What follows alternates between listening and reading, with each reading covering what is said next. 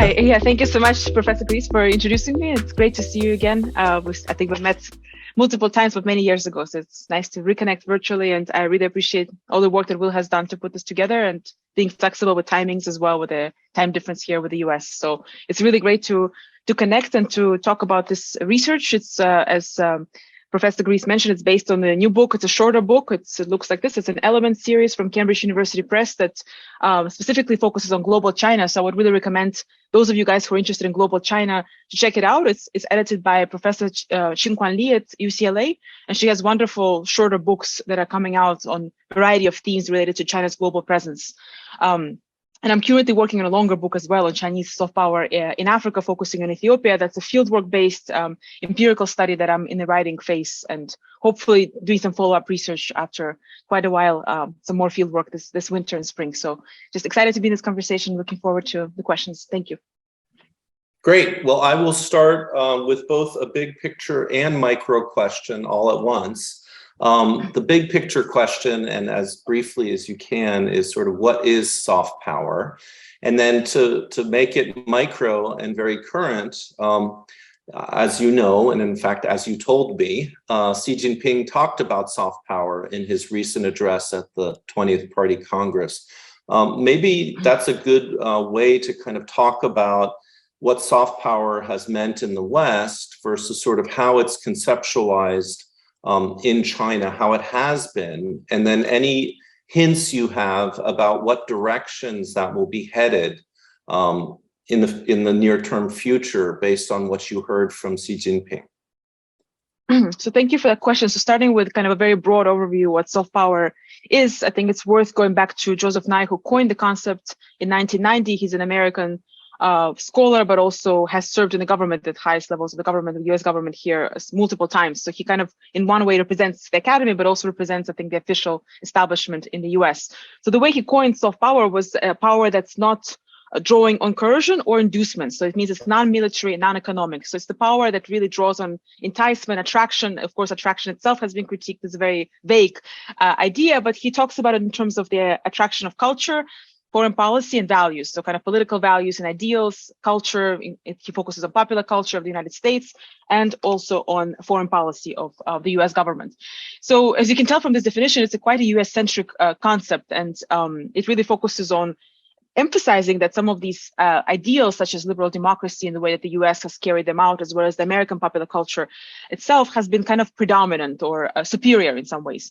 And he has been critiqued for this American-centric definition by scholars in international relations, as well as scholars in other countries that just see it as a little bit too narrow. But nonetheless, the concept, because it's so fluid, it has traveled to many different countries. So China is one of these countries, but in a recent book on soft power internationalization, a number of historians actually talk about how this concept has traveled all over the world, including the European Union, Turkey, Iran, Russia, and China. And they call this kind of soft power internationalism. So there's been a few decades after he coined this term that this concept has become global. It's kind of went global. But at the same time, more recently, with the rise of authoritarianism and increasing waves of nationalism and populism, we see that this concept has kind of shrunk. But in China, it has remained quite an interesting and a powerful force when it comes to its integration into the foreign policy apparatus, and also it's mentioning, it's being invoked and echoed in highest level speeches. So we found this echoed first by Hu Jintao in 2007, and it continued to be emphasized by Xi Jinping throughout his rule at multiple gatherings, whether it's various ideology conferences that he holds with party officials or conferences with media professionals, and most recently, in the latest speech, he also invoked soft power a couple of times, but specifically referring to several themes that I think actually kind of represent how Chinese government and Chinese thinkers see soft power. And the first key theme here is that unlike Nye's concept, which is really externally oriented, I think that Chinese thinkers really see it as both domestically oriented and externally oriented. So it's about boosting kind of domestic cohesiveness around Chinese culture and boosting confidence within China, but also of creating kind of more visibility for Chinese culture, Chinese image, and China, of course, more broadly, externally. So the two domestic spheres and the international sphere are really intertwined in Chinese understanding of soft power. And when Xi Jinping has mentioned terms that relate to soft power in his speech, one of the first things that struck me was that he invoked the idea of cultural confidence. And this is the same idea he has invoked over and over, the notion that Chinese people have to be more confident, right, in their own culture. And how do you become more confident is by virtue of recognition by outsiders, right, that other countries recognize your culture as being significant. And of course, not just culture, but China's progress across various spheres, especially economic governance, technological governance, and so forth. So the idea of recognition, I think, is really critical here for boosting cultural confidence. He doesn't say that directly, but he does talk about cultural confidence as being important to improve in the coming years. He also talks about China as presenting, or should be presenting itself as a credible, appealing, and respectable power. So this idea of credibility, to me, also symbolizes the notion that there has been a lack of credibility, that, you know, there has been a decline in polls and in favorability of China and how it's being viewed, especially in Western liberal democracies. So this notion of credibility, it's interesting that he brought that in. I haven't seen it brought in so explicitly in the previous speeches. Appealing and respectable. So again, the idea of respect and recognition. So wanting to be recognized and understood as a major rising power. And he did emphasize, again, the idea of discourse power and narrative power. So this notion that China lacks discourse power on the international stage, and discourse power is an interesting term that I haven't seen actually other countries use as much. For example, Russia doesn't use the term discourse power in its discussion of soft power or information wars, but Chinese government has been using it for over a decade. This idea of having the right to speak in the international system, so being able to share, spread one's voice, one's ideas, and a lot of Chinese thinkers think that China is at disadvantage here in large part because of the hegemony of the West and the fact that the West, namely the US, controls the information flows, which means that it controls both the mediums of information, but also it controls the messaging itself. So there's a really like a strong grievance there that China doesn't have the right space, the right to speak.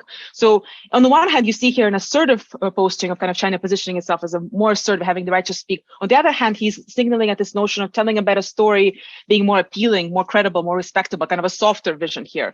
So to me, that also kind of captures the contradiction sometimes of Chinese soft power, that, you know, how do you do both? And we see that oftentimes Chinese officials struggle with at once signaling the softness, but also the assertiveness. Sometimes this message can be kind of can be diluted, or sometimes really coming very much coming out as a contradiction, especially to Western audiences. So there's several kind of here, I think, themes or takeaways. One is the cultural confidence and external sort of vision of China's external soft power are really interconnected. We see both being mentioned. And the other, to me, important takeaway here is this notion that it needs to be improved. Chinese soft power has to be improved. They haven't reached the peak of it yet. So there's a lot more work to be done. And yet how to improve it is not very explicit, except that it has to be both soft and also very assertive. So that's kind of what I took away from the speech, and I need to analyze and read it a little more closely as well. Wow, that's a lot to work from. That's terrific. Sorry, I got a little excited. No, that's great. There's so much I could follow up on, and because I'm now kind of out of the closet as a political psychologist, I think I'm going to hone in on some of the psychological side that you sort of somewhat indirectly referred to. I mean, you pointed out that this focus on cultural self-confidence requiring external validation.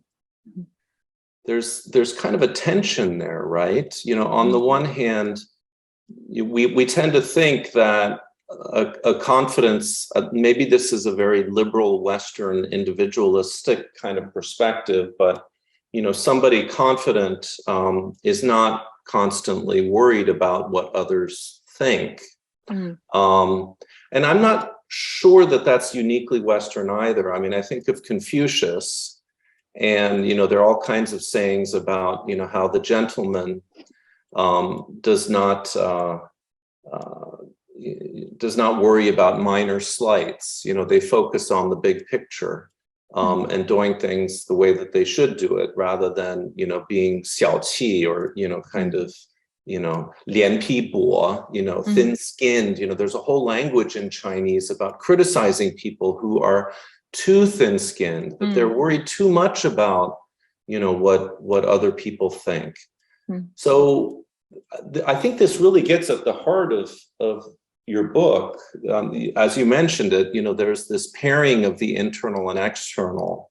And I guess I'm curious about the psychology of that. So. Yeah, that's an interesting question. I haven't thought about it as from a, you know, directly psychological lens or perspective, but it makes a lot of sense in terms of the contradictions you point to, that maybe someone as we would perceive someone as very confident, self-confident, wouldn't necessarily rely on external validation.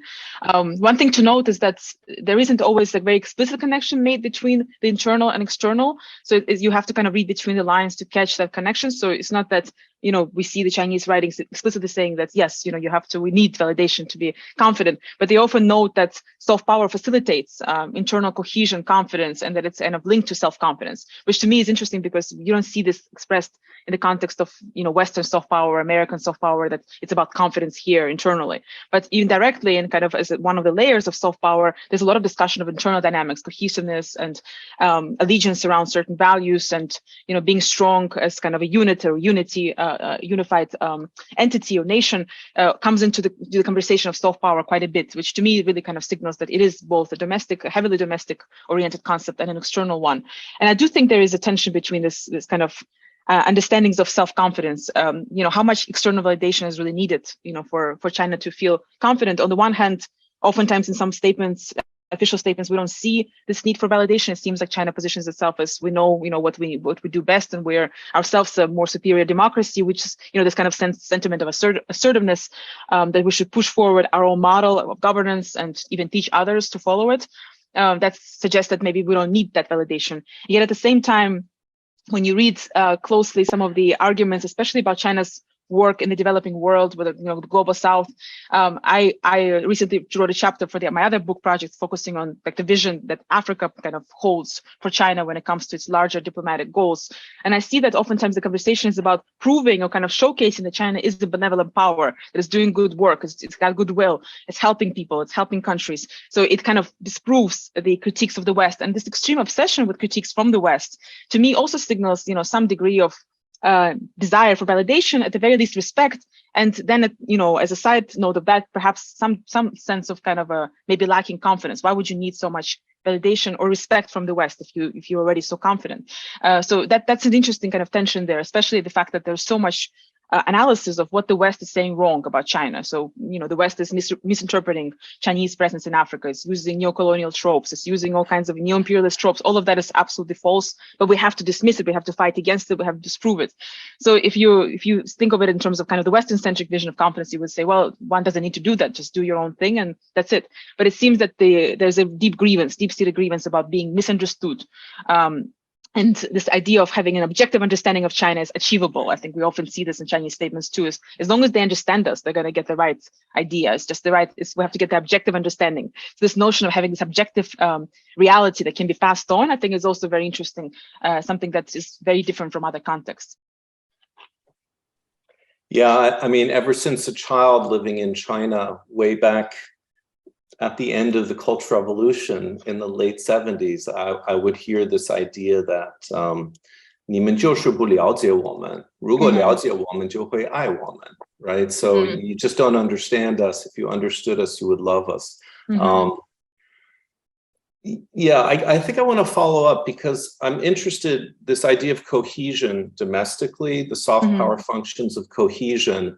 It makes me think very much about the nationalist politics of state legitimation.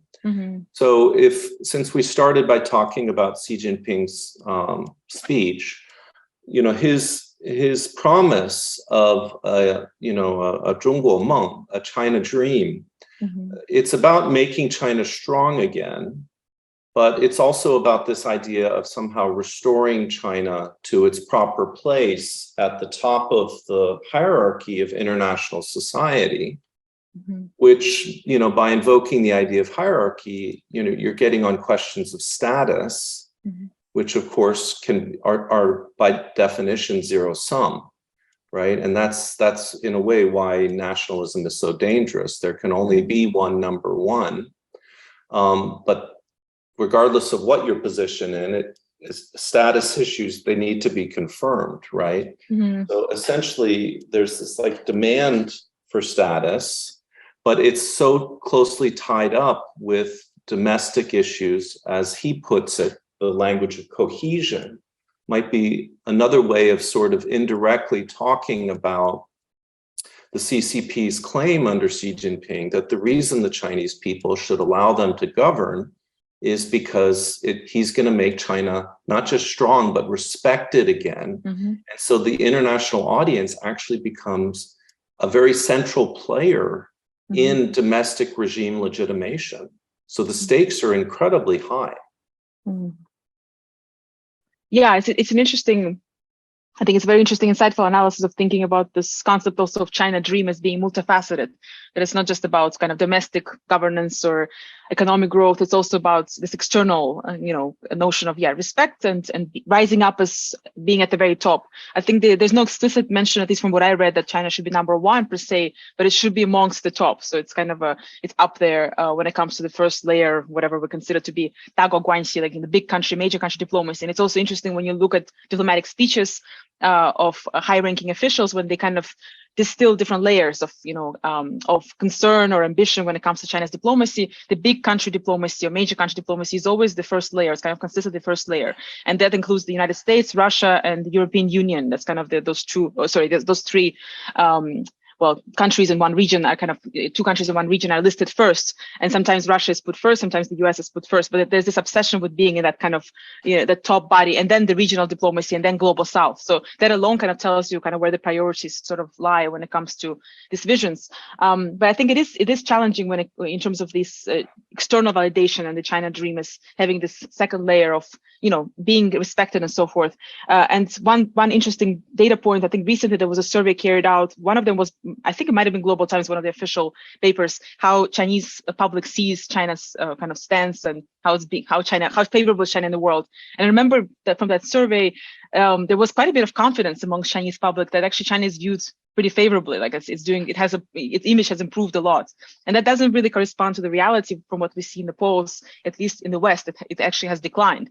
So that also makes me wonder, is external validation really that significant when it comes to like genuine validation, or like the actual respect and looking at the data, the polls, and really kind of understanding how people in other countries view you? Or is it more about how you communicate that message to the public and find ways to communicate it? And one of the ways in which it has been communicated is through very skillful propaganda tactics of delegating propaganda to foreigners and all kinds of experts that often are European or American, that say nice things about China or validate how China is performing in various sectors, and that message is being transmitted over to Chinese publics.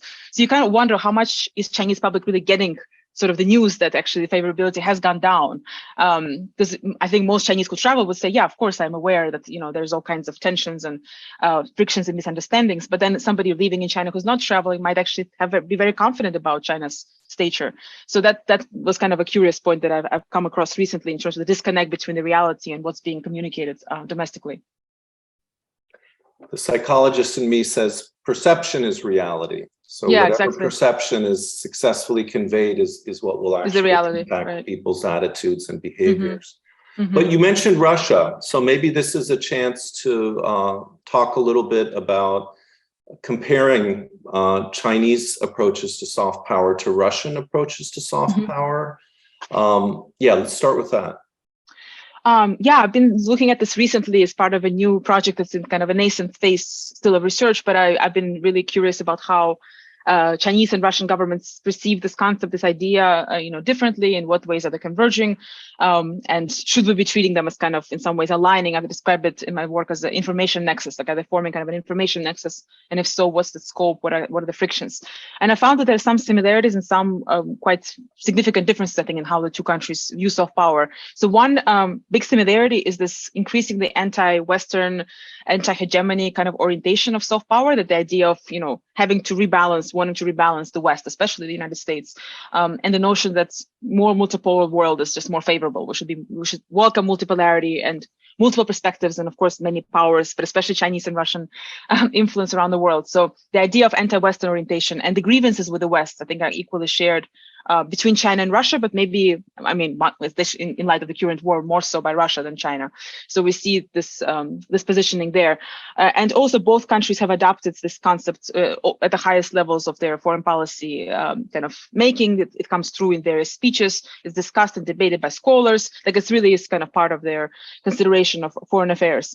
But one significant difference that I think still holds is that even though both of them consider the West as in some ways unfavorable, or they want to rebalance it, Russia has a much more destructive disposition when it comes to how it wants to promote its image, and how it wants to engage in strategic communication. It really wants to destruct the current status quo, right? So we see this through the war, we see this through its propaganda machinery. Russia Today, if you observe this reporting, if you look at the speeches, they explicitly discuss information war. They incorporate that term directly as part of their kind of policy rhetoric. Sometimes it even is much more prominent than soft power itself as a term. To me, that's very indicative of the fact that it's about competition, destruction, and really it's a zero-sum game here. When it comes to China, there's still some mention of telling the China story, right? Even in latest Xi Jinping speech, how much should we believe it? Well, that's a separate question, but at the very least, the rhetoric suggests that there's still an interest in positioning China as having its own story, it's having its own vision, as kind of, there's some sort of sense of wanting to advocate for China's vision.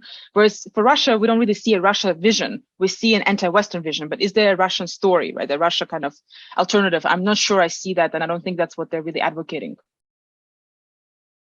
That makes me, yeah, sorry, I'm not unmuted.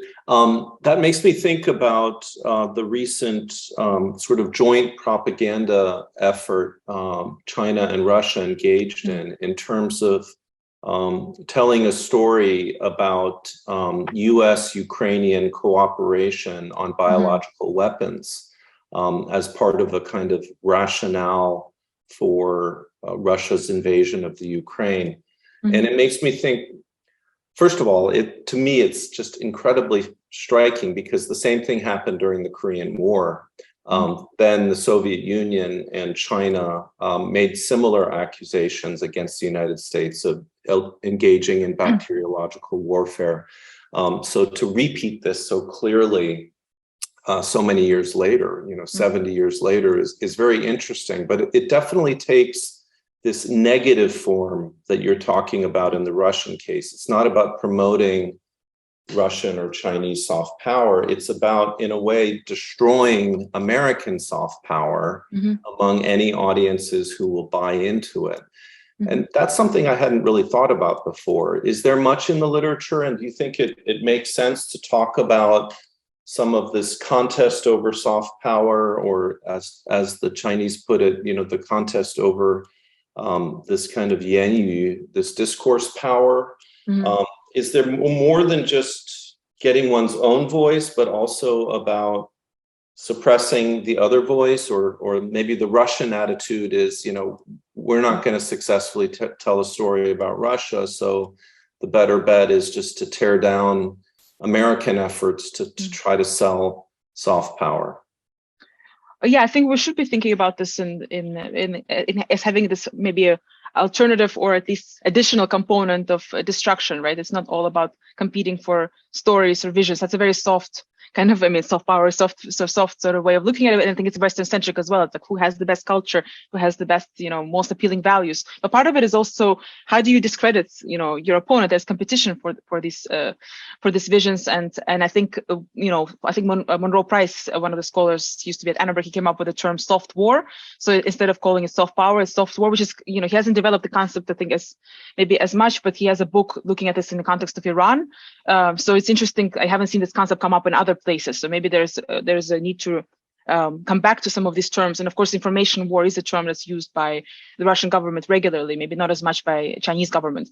So I think the destruction element is almost like accompanying the storytelling for China, because on the one hand, you have this attempt to still tell a China story. On the other hand, you have wolf warrior style diplomacy emerging, or it has already emerged, with officials seemingly being promoted for this kind of rhetoric, where they do, deliberately poke at and sometimes attempt to destruct, I think, the morality, right, of the U.S. It's not even just about values. Does the U.S. have any moral agency? Can it serve as a moral actor? And I think that's what a lot of their comments are pointing at, is that it cannot. So in the context of Ukraine, we've seen the biolabs theory being promoted. We've also seen the double standards logic being promoted a lot. For example, the US has participated in its own wars, it has committed war crimes, and therefore it has no moral legitimacy when it comes to critiquing Russia, China, or being part of this conflict as a mediator. It just doesn't have any moral legitimacy. So I think there is this kind of interesting, really stress of morality here by the Chinese communicators, some of these communicators.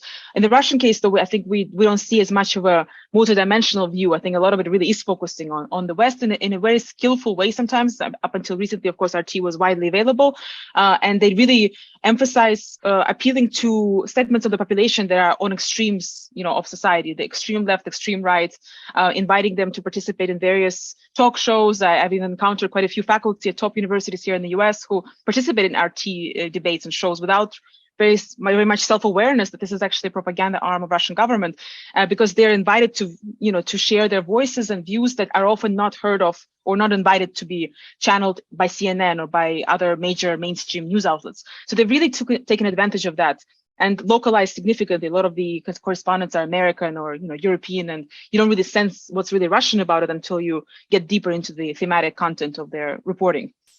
So I think that in the Russian case, maybe there's a bit more synergy around this notion of negative soft power and destructive soft power. And there's also a lot of emphasis on how dangerous soft power is. Putin himself has made that statement multiple times, that soft power is a dangerous idea because it tends to be, for him, correlating with regime change. So he thinks that soft power was part of the reason Ukraine had a Maidan revolution. It's part of the reason why we've seen various social movements around post-Soviet space. So he blames soft power for revolution, for social change. And as a result, one has to mitigate that and push back aggressively with multitudes of tools.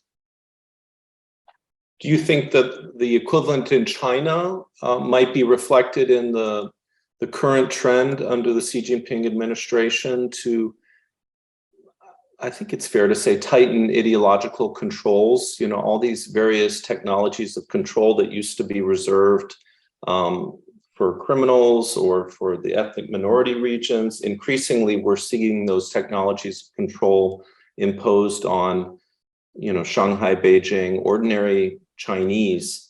Do you think it's also basically part of it, perhaps a defensive concern or anxiety about the infiltration of Western, it used to be called in the 80s, 精神污染, spiritual pollution, but maybe Xi is now talking about or thinking about it as, Western soft power, could be corrupting Chinese hearts and minds, which could make the CCP regime less stable.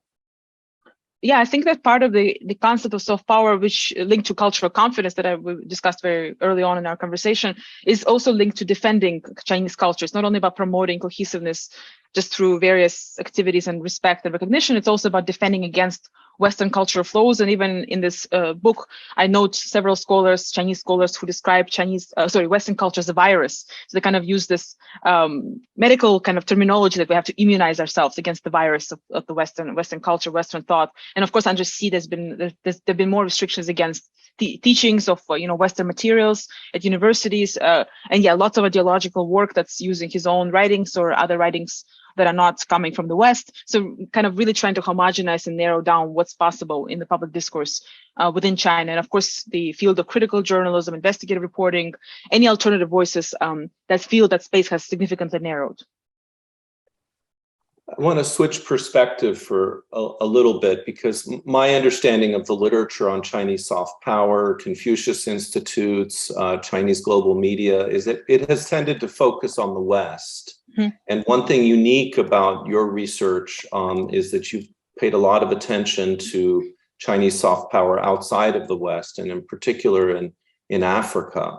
So things like Confucius Institutes in Africa, media penetration in Africa, and the impact that has in those contexts, both in terms of politics and infrastructure being different, but also in terms of, Africans don't necessarily come out of the same Enlightenment liberal tradition and have the same kinds of fears of the state that many in the West have as a part of our cherished liberal identity, or at least there's a lot of populism emerging in the West, but I still think that in general, it's a liberal society in the sense that while we have many differences, we all cherish our individual freedoms. And I think that can really color the way we see Chinese soft power, and color in a very negative sense. And I wonder if that's as much the case in places like Africa or maybe Southeast Asia, Latin America. So could you share with us a little bit of what you've learned about Chinese soft power outside of the West? Yeah, so I think it is very important to contextualize and to look at other places where Chinese soft power is being performed and where it might be much more invigorating than in the case of the West, because we do often see the literature focusing on Western case studies, and of course the media also focusing on Western public opinion polls. So from that picture, it looks like a pretty dire picture for China. But when you look at different data points, you're starting with public opinion polls, Afrobarometer polls in the context of Africa showcase consistently relatively favorable rankings, so ratings of China across Africa. And then through field work, you see a much more multidimensional sentiment. So it's not quite as maybe straightforward as favorable or not favorable. I found, several layers maybe of sentiments that I wanted to briefly note or talk about. One is that there is significant opportunistic engagement with Chinese initiatives. So they're welcome, right? As long as they're delivering certain practical gains, benefits. So for example, Confucius Institutes in the case that I was looking at is Ethiopia, but I've looked at secondary data on other cases as well. They often deliver job opportunities for students. So when you're learning Chinese, you're learning Mandarin, you may be directly even linked up to certain opportunities to work for a Chinese state-owned company or private company. In Ethiopia, up until this recent war, there were about 600 companies from China. It's a pretty huge, number. And a translator job payment, the pay for a monthly pay may be 2-3 times higher than that of a professor at a local university. So it's quite lucrative to be working as a translator, who in turn also kind of carries out a number of services like a broker, and sometimes even acts as a manager for some of these factories. A lot of them I've interviewed, and I found them to be very fascinating and smart individuals who worked as translators for this enterprises. So there's a job opportunity that's linked to it. So there's a lot of kind of practical benefits. When it comes to trainings, going to China for elite trainings, a lot of it is about getting a free trip right to China to get to see, a new global context, to get to see what they see as a relatively developed country, to kind of get some inspiration, to get a free vacation. That there's so many different factors that go into engaging with it. That is welcomed, right? So as long as China is delivering something that's more tangible, it's not only ideological, ideational, I think the reaction is quite favorable. But at the same time, when you ask, to what extent it builds trust towards China, whether or not China is sort of winning hearts and minds is a very broad phrase, but what is China getting back? And I think what is getting back is often more symbolic recognition, so public recognition of gratitude, right? Being grateful for the trips, for the resources, saying nice things in the media. For instance, Ethiopian media covers China very positively, almost the same language that China uses for its own China-Africa coverage. So I call it discursive solidarity in this new book project, that there's a solidarity in how the discourses are aligned.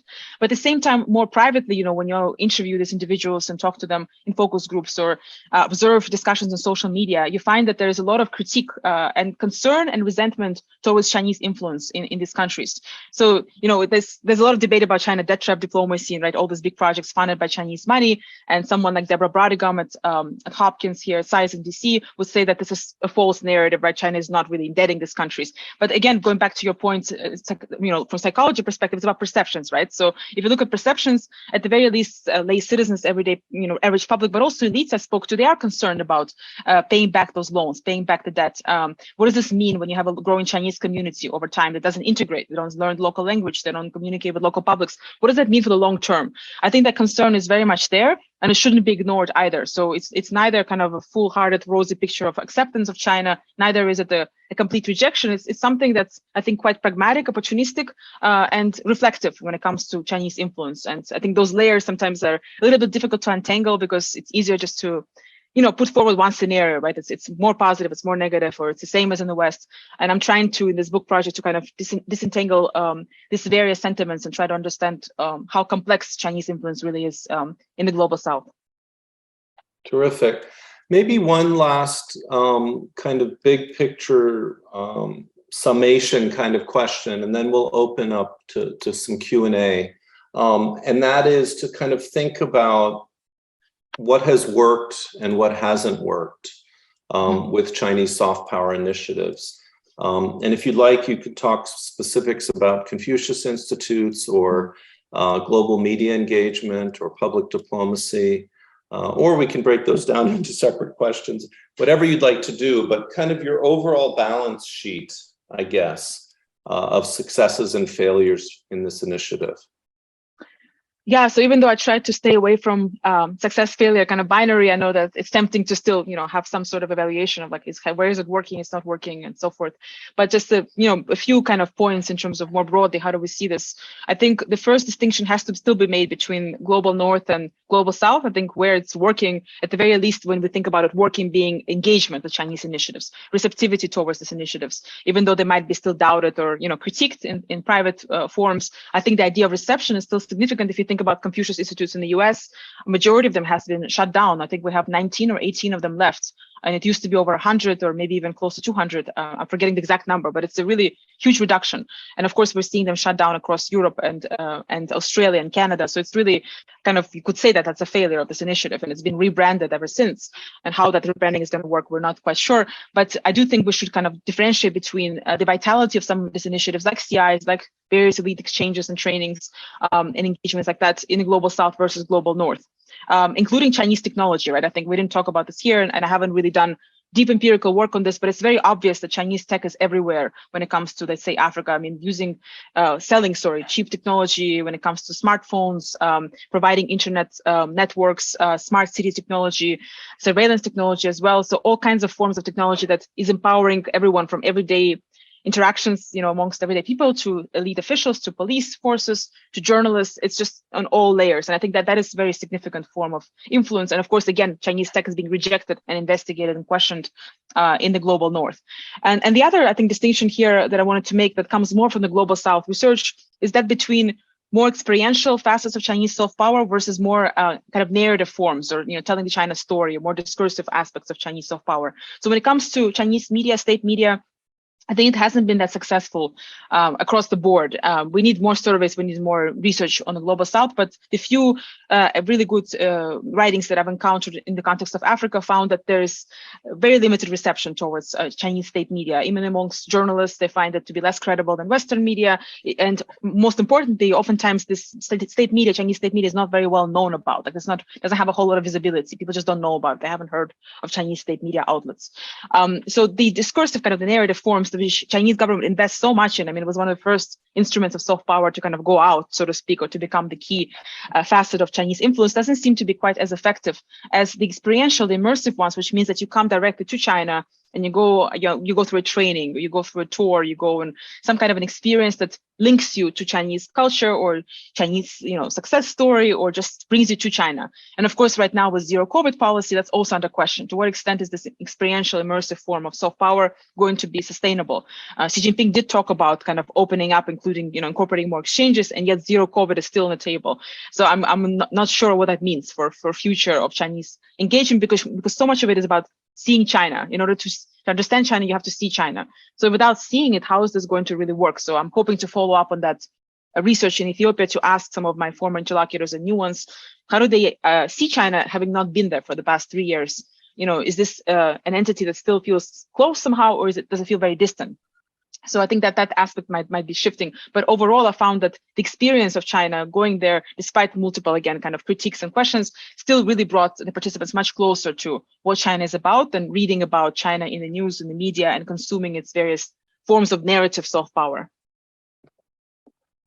That's really an excellent point that I think applies beyond the global south to include the global north. When we think about how rapidly decoupling and deglobalization have occurred since COVID, I think it surprised all of us. And, I think we initially thought it was mainly going to be confined to economics, but we've increasingly seen that decoupling is occurring even in sort of people-to-people relations because of travel restrictions. And it used to be that many Westerners who didn't know much about China, they would get their one trip to Shanghai and they would just be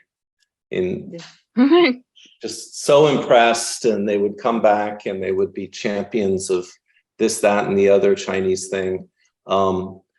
So yeah, I mean, these decisions that Xi is making to decouple China in the name of self-reliance, I think it could have a real cost to his simultaneous desire to increase China's soft power. Absolutely, yeah.